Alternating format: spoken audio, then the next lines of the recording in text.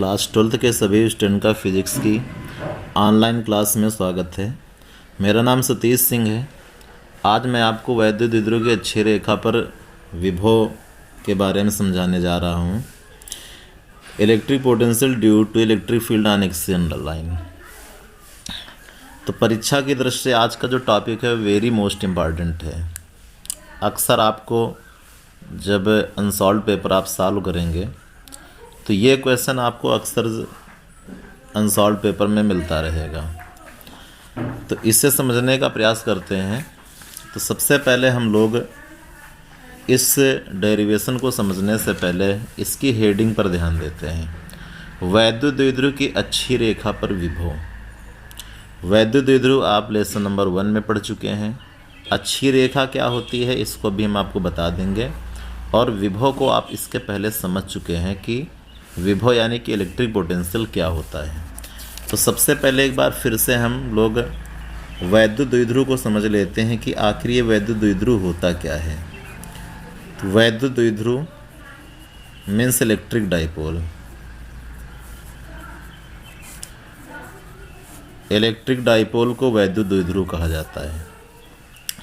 वैद्युत द्विध्रुव में आप लोगों ने पढ़ा था कि यदि दो बराबर परंतु विपरीत प्रकार के आवेश, दो ऐसे चार्ज हों जो मैग्नीट्यूड में सेम हों, ये भी क्यू और ये भी क्यू, लेकिन इनका जो नेचर होता है वो अपोजिट होना चाहिए। तो अगर इस प्रकार के चार्ज एक दूसरे से अल्प दूरी पर रखे हुए हैं, हम लोग अल्प दूरी को यहाँ पे 2l मानते हैं। 2l मानने के पीछे रीज़न होता है क्योंकि जितनी भी दूरियां होती हैं वो सब वैद्युत द्विध्रुव के सेंटर से नापी जाती हैं। तो सेंटर्स इसका जो होता है बिल्कुल मध्य बिंदु पर होता है, मिडिल पॉइंट पर होता है। ऐसे में जो दूरियां होती है, जो 2l होती है, वो l और l हो जाती है। तो जब हम कैलकुलेशन करते हैं तो हमें इसका फ़ायदा मिलता है। अगर दूरी हम a लेंगे तो हमें a/2 करना पड़ेगा, या l लेंगे तो l/2 करना पड़ेगा, जिससे कैलकुलेशन में थोड़ी सी दिक्कत हो सकती है। इसलिए 2 के मल्टीपल में हमें यहाँ पे दूरी लेनी चाहिए, ताकि जब हम आधा करें तो जो हमारे पास वैल्यू रहे वो इजी रहे। तो इस प्रकार से आप लोगों ने वैद्युत द्विध्रुव को लेसन नंबर 1 में पढ़ा होगा। आज इसी वैद्युत द्विध्रुव की वजह से हमको विभव ज्ञात करके दिखाना, क्योंकि जो वैद्युत द्विध्रुव होता है उसमें वो दो आवेशों से मिलकर बना होता है। और वैद्युत द्विध्रुव इसके पहले लेसन में आपने पढ़ा था कि वो अपने चारों ओर वैद्युत क्षेत्र उत्पन्न करता है। वैद्युत द्विध्रुव के चारों ओर वैद्युत क्षेत्र होता है, चाहे अच्छी रेखा हो या निरक्षी रेखा हो, दोनों ही जगह आपने डेरिवेशन पढ़ा होगा, या किसी भी स्थिति में हो इलेक्ट्रिक फील्ड जरूर होता है। और जो विभव हम निकालते हैं वो इलेक्ट्रिक फील्ड के अंदर ही निकालते हैं। इसलिए यही हम यहाँ पे निकालेंगे कि आखिर ये कितना विभव उत्पन्न करता है। और अच्छी रेखा पर, अच्छी रेखा क्या होती है, ये वैद्युत द्विध्रुव है और ये इसकी अक्ष होती है।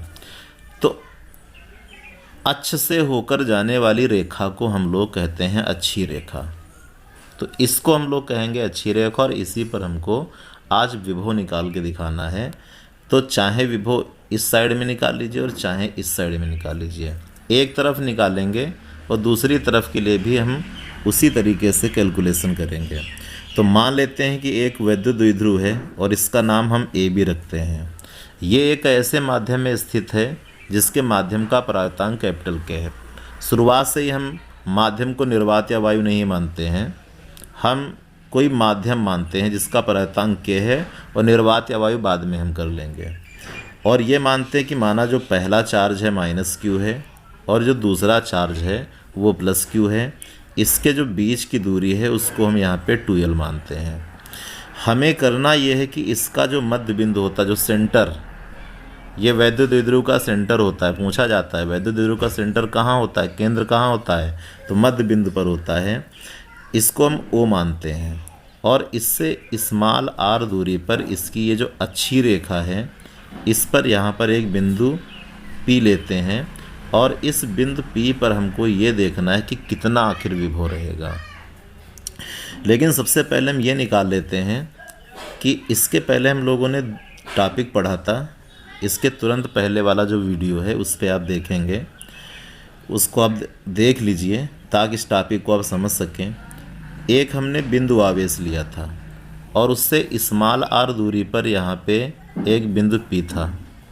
इस बिंदु P पर जब हमने विभव निकाला था, केवल मोनोचार्ज, ये मोनोचार्ज है, एक ही आवेश है, और इससे स्मॉल आर दूरी पर जब विभव निकाला था तो V = 1/4πε0 और Q में R आया था।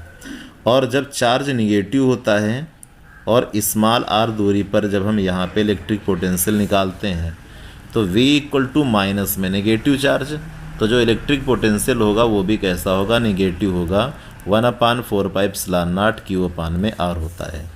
यानी हम यहाँ पे ये आपको समझाना चाहते हैं कि जिस आवेश के कारण हम उससे कुछ दूरी पर विभव को ज्ञात करेंगे वो आवेश में यहाँ पे लेना होगा, और जितनी दूरी पर निकालेंगे वो दूरी यहाँ पे नीचे लेनी होगी। तो सबसे पहले हम यहाँ पे देखेंगे कि जो वैद्युत द्विध्रुव होता है वो दो आवेशों से मिलकर बना होता है, एक +Q और दूसरा -Q। तो इसका मतलब ये हुआ कि बिंदु P पर दो विभव निकलेंगे, एक +Q का विभव निकलेगा और एक -Q का विभव निकलेगा। तो +Q का जब विभव हम बिंदु P पर ज्ञात करेंगे तो +Q आवेश बिंदु P से कितनी दूरी पर है, ये दूरी हमको पता होनी चाहिए। इस दूरी को निकालने के लिए, चूँकि जो स्मॉल आर दूरी है वो O से P तक की है और +Q आवेश बिंदु B पर स्थित है, तो B से P तक की दूरी को निकालने के लिए हमें इस पूरी दूरी स्मॉल r में ये जो L है इसको माइनस कर देना होगा, यानी ये दूरी बचेगी r - में L।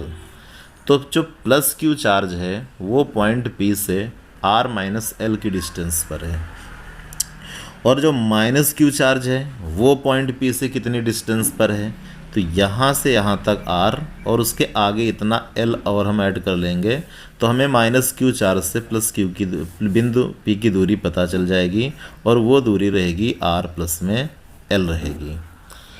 तो इस फिगर को समझना बहुत ज़रूरी है, क्योंकि हेडिंग से हम फिगर बनाएंगे और फिगर से ही अपने डेरिवेशन को हम सॉल्व करेंगे।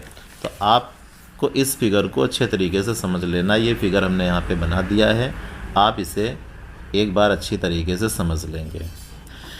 इसके बाद थोड़ी सी थ्योरी लिखना भी ज़रूरी होता है, तो हमने यही जो फिगर में सब कुछ बनाया है इसी को थ्योरी में यहाँ पे लिखेंगे कि माना एक वैद्युत द्विध्रुव AB किसी ऐसे माध्यम में स्थित है जिसके माध्यम का प्रायतांक K है, इसके मध्य बिंदु O से, ये इसका मध्य बिंदु O है, स्मॉल r दूरी पर, ये स्मॉल r दूरी है, स्मॉल r दूरी पर एक बिंदु P है, और इस बिंदु P पर हमको विभव ज्ञात करके दिखाना है।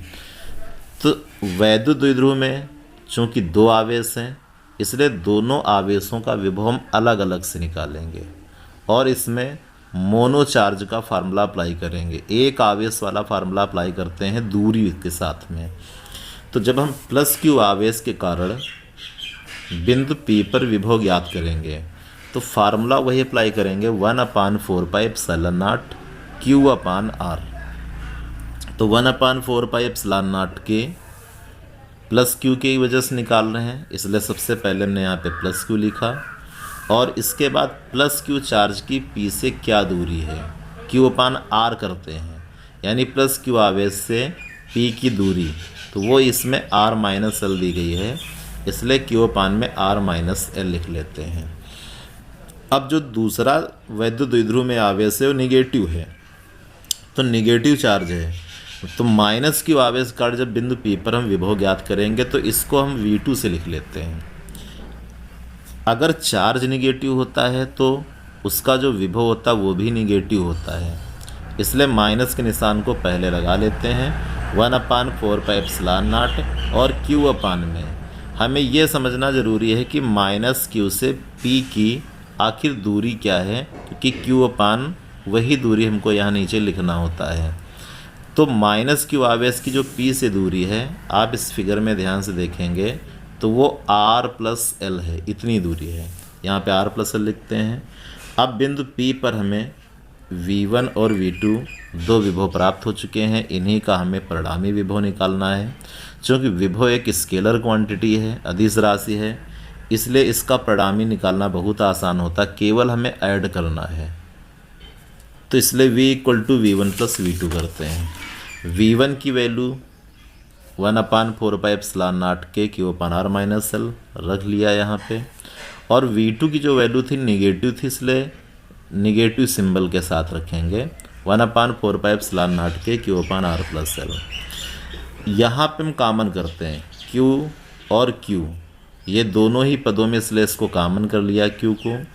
1/4π यानी कि 4πε0 के 4πε0 के दोनों ही पदों में है, इसलिए उसको कॉमन करते हैं। तो अंदर बचेगा 1/R-L और 1/R+L, ये अंदर बच जाएगा। इसके बाद इन दोनों का एलसीएम ले लेते हैं, तो R-L R+L ये एलसीएम हो जाएगा। इसको जब सॉल्व करेंगे तो R+L का 1 में मल्टीप्लाई करेंगे तो R+L, माइनस का निशान, इसका इसमें मल्टीप्लाई करोगे तो R-L। इसके बाद जब ब्रैकेट को ओपन करेंगे तो R+L, ये माइनस इस माइनस को प्लस कर देगा, तो यहाँ पे प्लस आएगा, लेकिन -R+R होने की वजह से R कैंसिल हो जाएगा, तो बचेगा सिर्फ L।